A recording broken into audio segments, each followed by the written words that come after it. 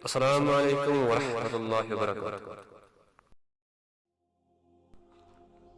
مصلحت آمیز جھوٹ فتنہ انگیز سچ سے بہتر ہے۔ ایک بادشاہ نے قیدی کو قتل کرنے کا حکم دیا۔ وہ بیچارہ نا امیدی کے عالم میں بادشاہ کو گالیاں دینے لگا۔ بادشاہ نے پوچھا کہ یہ کیا کہتا ہے؟ اس کے نیک خصلت وزیر نے کہا کہ عالم پناہ، یہ شخص کہتا ہے کہ حضور ان لوگوں میں سے ہے جو غصے کو پی جاتے ہیں اور مخلوق خدا کی خطاؤں سے درگزر کرتے ہیں۔ بادشاہ کو یہ سن کر رحم آ گیا اور اس نے قیدی کی جان بخشی کر دی۔ ایک دوسرے بدطبیعت وزیر نے کہا کہ ہمارے لیے مناسب نہیں کہ بارگاہ سلطانی میں سچ نہ بولے۔ حقیقت یہ ہے کہ اس شخص نے بادشاہ کا برا بھلا کہا اور گالیاں دی۔ بادشاہ کو اس کی بات سن کر بہت غصہ آیا اور کہا کہ پہلے وزیر نے جو کہا اس کا محرک بلائی کا جذبہ تھا، اور جو کچھ تو نے کہا ہے اس کی بنیاد خبث و باطن اور بدی پر ہے۔ داناؤں نے کہا ہے کہ دروغ مصلحت آمیز بعض راستی فتنہ انگیز، مصلحت آمیز جھوٹ ایسے سچ سے بہتر ہے جو فتنہ پیدا کرے۔ جیسا بوؤ گے ویسا کاٹو گے۔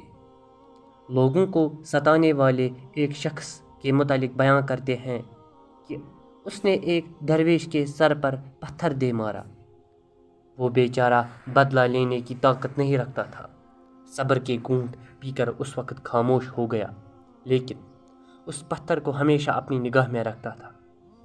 ایک عرصہ کے بعد بادشاہ اس سپاہی سے ناراض ہو گیا اور اسے ایک کنویں میں قید کر دیا۔ درویش کو خبر ہوئی تو وہ اس کنویں پر آیا اور قیدی سپاہی کے سر پر وہی پتھر مارا۔ اس نے پوچھا، تو کون ہے اور یہ پتھر مجھے کیوں مارا ہے؟ درویش نے جواب دیا، میں فلاں شخص ہوں اور یہ پتھر وہی ہے جو فلاں تاریخ کو تو نے میرے سر پر مارا تھا۔ سپاہی نے پوچھا، اتنی مدت تو کہاں رہا؟ درویش نے جواب دیا، میں تیرے مرتبے سے ڈرتا تھا۔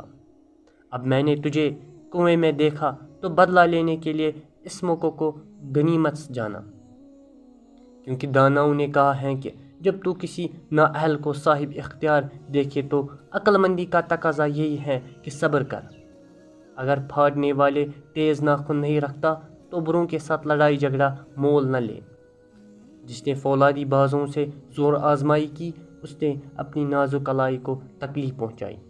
صبر کر یہاں تک کہ زمانہ اس ظالم کے ہاتھوں کو باندھ دے، یعنی وہ اپنے مرتبہ اور اختیار سے محروم ہو جائے، پھر اپنے دوستوں کی خواہش اور مقصد کے مطابق اس کا مغز پھوڑ دے، اسے سزا دے یا اپنا بدلہ لے۔